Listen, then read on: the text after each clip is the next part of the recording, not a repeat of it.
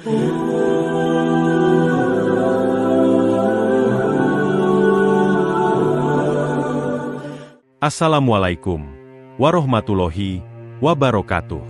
Sahabat Mumtana, hari ini saya akan menceritakan kisah seorang gubernur yang arogan kepada rakyatnya. Sebelum menyimak kisah selengkapnya, saya sarankan untuk menulis sholawat kepada Nabi di kolom komentar. Semoga sholawat kita menjadi penolong kita kelak di padang mahsyar. Kami doakan semoga kalian mendapatkan rezeki yang barokah dan diberi kemudahan oleh Allah Subhanahu wa Ta'ala dalam menjalani kehidupan sehari-hari. Di sebuah sudut kota yang sibuk, hiduplah seorang nenek tua bernama Murni.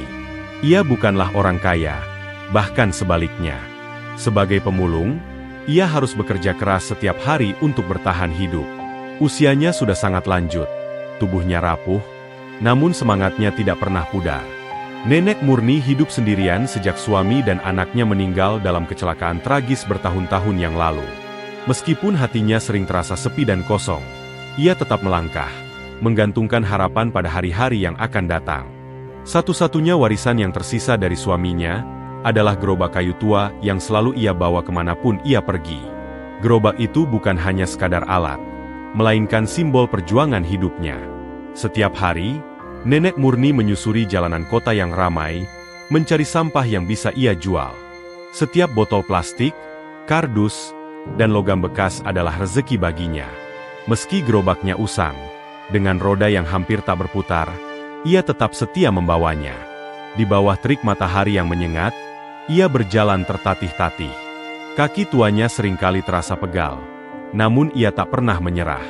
Hidupnya yang keras tak membuatnya kehilangan harapan. Ada kekuatan dalam hatinya yang selalu mengingatkan bahwa ia harus tetap berjalan, walau seberat apapun rintangan yang dihadapi. Meski banyak orang melihatnya dengan pandangan sinis, Nenek Murni tahu bahwa ia hanya berusaha bertahan hidup dengan cara yang halal. Setiap langkah yang diambilnya adalah langkah menuju kehidupan yang lebih baik, meskipun tampaknya tak ada yang peduli. Pada suatu pagi yang cerah, Nenek Murni melanjutkan perjalanannya yang penuh perjuangan, menyusuri jalanan kota yang padat. Namun hari itu, ia merasa ada sesuatu yang berbeda. Perjalanan membawanya ke taman kota, tempat yang selalu dipenuhi dengan orang-orang yang datang untuk beristirahat atau berolahraga. Taman itu terlihat begitu indah dengan bunga warna-warni yang bermekaran dan rumput hijau yang terpangkas rapi. Namun, seperti biasa, di sudut-sudut taman yang jarang terjaga, sampah berserakan. Botol plastik, kantong kresek, dan kertas bekas tergeletak di sekitar tempat sampah, menciptakan pemandangan yang kontras dengan keindahan taman. Melihat itu, hati Nenek Murni terasa terenyuh. Ia tahu, di tengah keindahan yang dipenuhi orang-orang dengan kenyamanan mereka, ada tugas kecil yang bisa ia lakukan. Sebagai pemulung, ia merasa sudah biasa dengan pemandangan seperti itu. Namun, baginya, itu bukan sekadar sampah. Itu adalah peluang untuk mencari nafkah. Tanpa berpikir panjang, Nenek Murni mulai memungut botol plastik, kardus bekas, dan barang-barang yang masih bisa dijual. Dengan hati yang ikhlas, ia memulai pekerjaannya di tengah taman yang ramai itu, meskipun banyak orang yang hanya melihatnya sekilas tanpa peduli. Sementara Nenek Murni sibuk mengumpulkan sampah, sebuah mobil mewah berwarna hitam melaju dengan kecepatan sedang di jalan raya yang membelah taman. Di dalam mobil itu duduk seorang pria dengan wajah serius, Gubernur Joko. Saat itu, ia sedang dalam keadaan tertekan, dibebani oleh urusan pekerjaan yang membuat pikirannya kacau. Ketika matanya menangkap sosok Nenek Murni yang sedang memungut sampah di taman yang seharusnya bersih, amarahnya mulai muncul. Ia merasa jijik dengan pemandangan tersebut, seolah-olah Nenek Murni telah merusak keindahan taman yang seharusnya terjaga dengan baik. Di dalam mobil mewah yang melaju dengan pelan, Gubernur Joko mulai merasakan ketegangan dalam dadanya. Tumpukan masalah yang menghantui pikirannya semakin berat, dan hari itu sepertinya menjadi puncak dari segala stres yang ia rasakan. Ketika matanya melihat sosok Nenek Murni yang sedang sibuk memungut sampah di taman kota yang seharusnya bersih dan terawat, kemarahan yang ia pendam seolah meledak. Seperti kehilangan kendali, ia merasa sangat terganggu oleh pemandangan itu. Tanpa berpikir panjang, Gubernur Joko memerintahkan sopirnya untuk berhenti. Mobil itu melambat dan akhirnya berhenti di pinggir taman. Dengan langkah tergesa-gesa, ia keluar dari mobil diikuti oleh beberapa pengawalnya yang menjaga jarak. Wajahnya merah padam, Terlihat jelas bahwa amarahnya sudah memuncak. Tanpa mengucapkan sepatah kata pun, ia mendekati Nenek Murni yang masih sibuk mengumpulkan sampah dari tanah. Nenek Murni yang sedang menunduk, tidak menyadari kedatangan Gubernur Joko. Ia hanya merasa terkejut ketika mendengar suara keras yang menyuruhnya berhenti. "Hei, pemulung tua, apa yang kamu lakukan di sini? Mengotori taman kota," teriak Gubernur Joko dengan suara yang penuh amarah. Nenek Murni, yang merasa terintimidasi, segera mengangkat kepala dan melihat ke arah gubernur. Dengan suara gemetar, Nenek Murni mencoba menjelaskan, "Saya hanya ingin membersihkan taman ini, Pak. Saya mencari nafkah dengan cara yang halal." Namun, Gubernur Joko tidak peduli. Ia semakin marah mendengar penjelasan yang dianggapnya tidak penting. "Kamu tidak tahu malu. Mengotori tempat ini dengan sampahmu. Keluarlah dari sini," teriaknya dengan penuh hinaan. Dengan tangan gemetar, Nenek Murni mencoba menjauhkan dirinya dari Gubernur Joko yang semakin mendekat, berharap bisa melanjutkan pekerjaannya. Namun, yang terjadi malah sebaliknya. Gubernur Joko semakin mengintensifkan kemarahannya, tanpa memikirkan akibat dari perlakuannya terhadap nenek tua itu. Suasana di taman kota semakin tegang dengan kehadiran Gubernur Joko yang melampiaskan amarahnya. Nenek Murni, yang tubuhnya sudah lemah dan gemetar, berusaha menahan air matanya. Ia hanya ingin mengais rezeki yang halal, tanpa niat sedikit pun untuk merusak keindahan taman itu. Namun, kata-kata kasar dari Gubernur Joko telah menghancurkan ketenangannya. Ia hanya ingin hidup dengan penuh kehormatan, meskipun hidupnya jauh dari kata mudah. Tiba-tiba, Gubernur Joko mengambil sebuah pemantik api dari saku celananya. Dengan langkah penuh kebencian, ia mendekati gerobak kayu tua milik Nenek Murni yang sudah lama menemani setiap langkah hidupnya. Tanpa ragu, ia menyalakan api dan dengan sengaja membakar gerobak itu. Api mulai menjalar, menyambar kayu yang sudah rapuh dan menelan seluruh isi gerobak yang selama ini menjadi satu-satunya harta berharga Nenek Murni.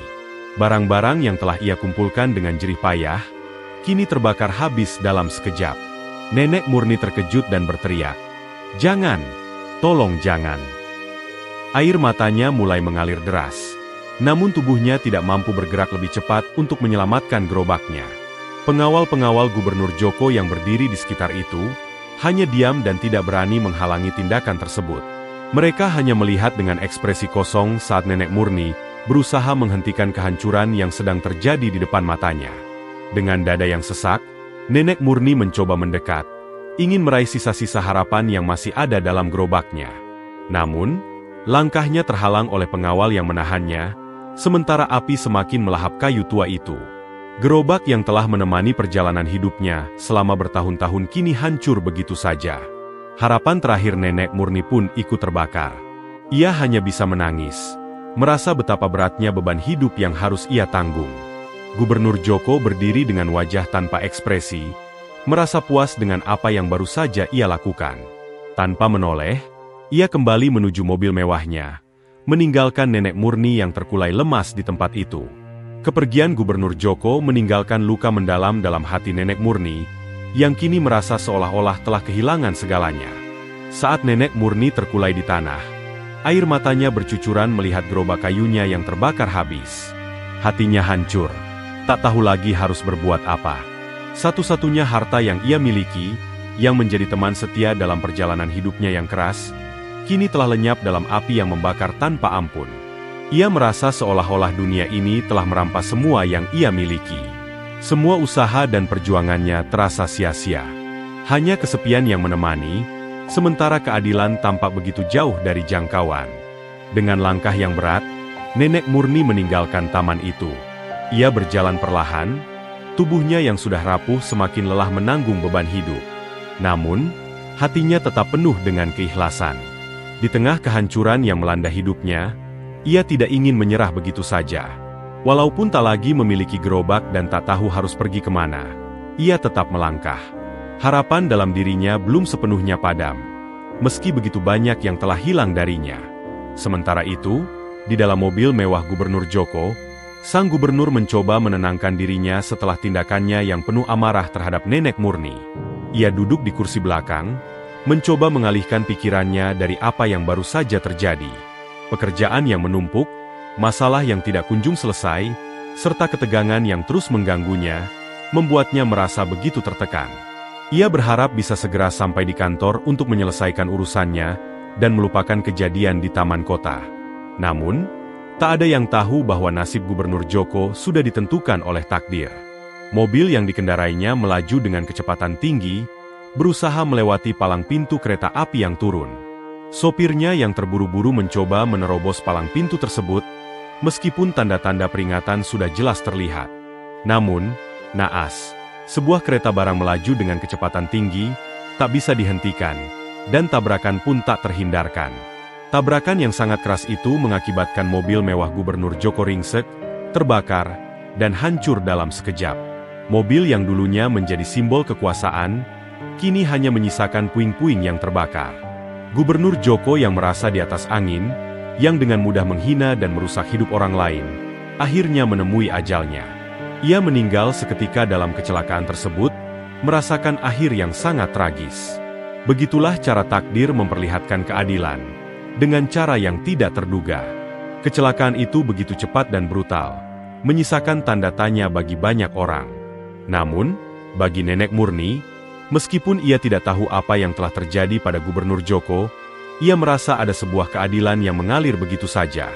Sementara ia merasakan kehancuran yang begitu mendalam. Takdir telah menuntut harga dari perlakuan buruk yang diterima oleh orang-orang yang berkuasa. Keadaan yang sebelumnya penuh dengan kebanggaan dan kekuasaan, kini hancur dalam sekejap. Dengan langkah yang masih berat, Nenek Murni terus berjalan, meninggalkan taman kota dan keramaian yang pernah menjadi tempatnya mencari rezeki. Langkahnya pelan, namun penuh dengan keteguhan hati. Kisah hidupnya mungkin sudah penuh dengan kehilangan dan penderitaan, tetapi ia masih memiliki harapan, meskipun kecil. Ia tahu bahwa hidupnya akan terus berlanjut, meski penuh dengan ketidakpastian. Namun satu hal yang pasti, keadilan, meskipun datang terlambat, akhirnya menghampiri.